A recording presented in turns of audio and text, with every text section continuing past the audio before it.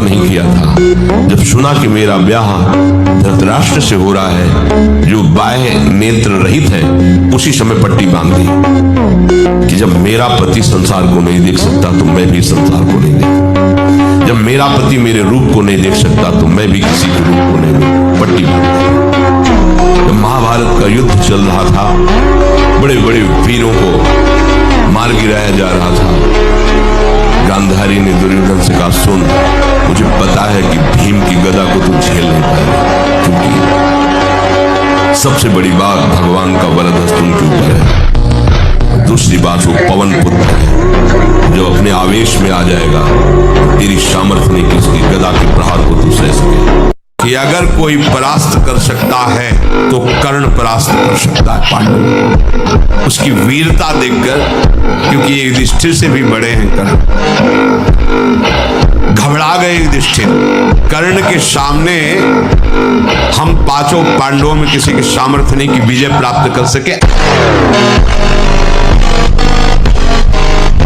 लक्ष्मण जी की भाव चढ़ गई। जनक जी के वचन सुनकर ओठ फड़कने लगे, लाल नेत्र हो गए। अगर हमारे प्रभु का इशारा हो जाए तो संपूर्ण ब्रह्मांड को कांचे घड़े मिट्टी का जैसे कच्चा घड़ा होता है ऐसे तोड़ दूं। धनुष की बात कहते हो? इस ब्रह्मांड को ऐसे गेंद की तरह उठाओ, कच्चे घड़े की तरह तोड़कर मसल दूं। सुमेरु पर्वत जो 4 लाख योजन का है, मूली की तरह उखाड़ कर अभी तोड़ दूं। ब्रह्मचर्य का जरूर ध्यान दो। आज व्यभिचार परायण हमारी जनता हो रही है, जिधर देखो व्यभिचार का बोलबाला है। गृहस्थ में है तो उचित ब्रह्मचर्य, और विरक्त में है तो पूर्ण ब्रह्मचर्य। ब्रह्मचर्य के बिना ब्रह्मचर्य जीवन की नींव है। कोई था नहीं, कोई है नहीं, कोई रहेगा नहीं। एक ही था, एक ही है, एक ही रहेगा। बात पकड़ लीजिए। दूसरा, तुमने जो माना है तुम्हारा भ्रम है, इसलिए तुम्हें रोना पड़ेगा, भयभीत होना पड़ेगा, दुखी होना पड़ेगा। क्या जो होला है वही होगा। तुम राधा राधा जपो, धर्म से चलो, जो साथ है उनको लेके चलो, जो छूटते जाए जय श्री राधे, आगे बढ़ो। अगर यहाँ पकड़ के बैठेगा हमारा लड़का, हमारी पत्नी, हमारी संपत्ति, हमारा शरीर, हम विद्वान, हम धनी, तो बाद में रोने के सिवा हाथ कुछ नहीं लगेगा, क्योंकि ये सब तुम्हारा न था, न है, न रहेगा। किसी भी स्त्री को नग्न देखने से तत्काल सारे पुण्य नष्ट हो जाते हैं, इसीलिए पर स्त्री गमन भारी निषेध है। ब्रह्मचर्य से रहो और पवित्र अन्न पाओ और डट के व्यायाम करो तो तुम किसी को भी परास्त कर सकते हो। दही के मंथन से वो घृत निकाल ले, वैसे ही मनोवाह नाड़ी काम करती है। वो पूरे शरीर की नस नाड़ियों से आपके जो वीर शक्ति उसको एकत्रित कर लेती है, चाहे शरीरधारी कोई भी स्त्री हो, पुरुष कोई।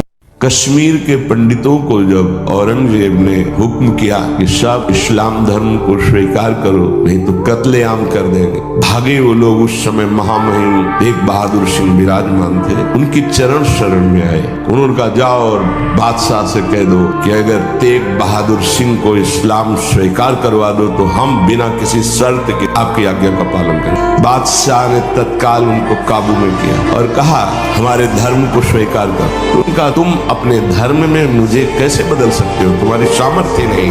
एक लोहे के पिंजड़े में गुरु तेग बहादुर सिंह को बंद कर बहुत पीड़ा पहुंचाई, लेकिन वो पर्वत के समान अटल रहे। जब देख लिया हार गया कि किसी भी तरह टूटने वाले नहीं, उनको पिंजड़े से निकलवाया, उन्हीं के पार्श्व में गर्दन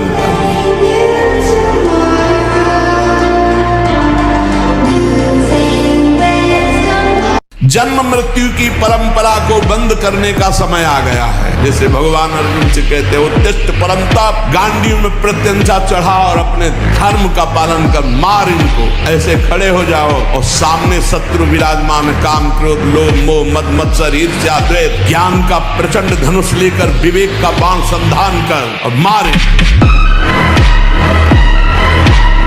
भगवान ही मेरा उद्धार करेंगे और कृष्ण कृष्ण कृष्ण कृष्ण राधा राधा राधा, और पाप कर रहा है, वर्तमान में पाप कर रहा है, तो भी उसकी दुर्गति नहीं होगी। भगवान कह रहे उसे साधु मानो, मैं उसको साधु बनाऊंगा।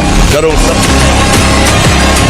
इसीलिए कहते हैं कि बच्चों को एक एक इंद्री का जब आप ब्रह्मचर्य संयम करोगे तब आपका वीर संयम होगा। ध्यान रखना, आप नेत्रेंद्रिय से गंदे चित्र देखें, श्रवणेंद्रिय से गंदी बातें सुने, वाणी से गंदी बातें बोले, रसेंद्रिय से गंदा भोजन करें और सोचे ब्रह्मचर्य रह जाएंगे? बिल्कुल नहीं, कदापि नहीं। ब्रह्मचर्य कोई खिलवाड़ नहीं है।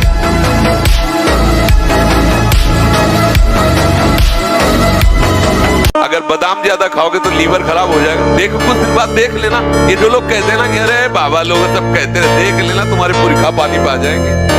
तुम तो हमारी आत्मा हो, इसलिए हम तुम्हें प्यार से समझाते हैं। जैसे हम कहते हैं तुम ब्रह्मचर्य रहो, हस्त मैथुन मत करो, गंदे आचरण मत करो, व्यभिचार मत करो। ये ब्याह की जो एक प्रक्रिया है आपको एक सीमित बांधने के लिए है कि आप भ्रष्ट आचरण न करें, आप धर्म से युक्त होकर भगवत मार्ग में चले, आराधना करते हुए एक आराधक की तरह एक संयमित जीवन व्यतीत करें। व्यायाम जरूरी है, गृहस्थ हो या विरक्त, आधा घंटा व्यायाम। मोटरसाइकिल भी जब चलाते हैं ना लोग, तो पहले रेस में डालते हैं, नहीं एकदम धुआं धुआं करके रेस में, फिर वो एकदम गरम। जब तुम भी रेस में डालो, सुबह उठ के 2 बजे उठे, छत में चले गए 3 बजे तक, दंड बैठक व्यायाम प्राणायाम करके एकदम फुर्सत पाए, सत्संग में ऐसे बैठे। गृहस्थाश्रम का व्रत धारण केवल पितृ ऋण से मुक्त होने के लिए, केवल संतान उत्पत्ति के लिए अपनी पत्नी से सहवास करते हैं और निरंतर भगवत भजन करते हुए संयम से चलते हैं, उनको भी ब्रह्मचारी ही कहते हैं, उपासक ही कहते हैं।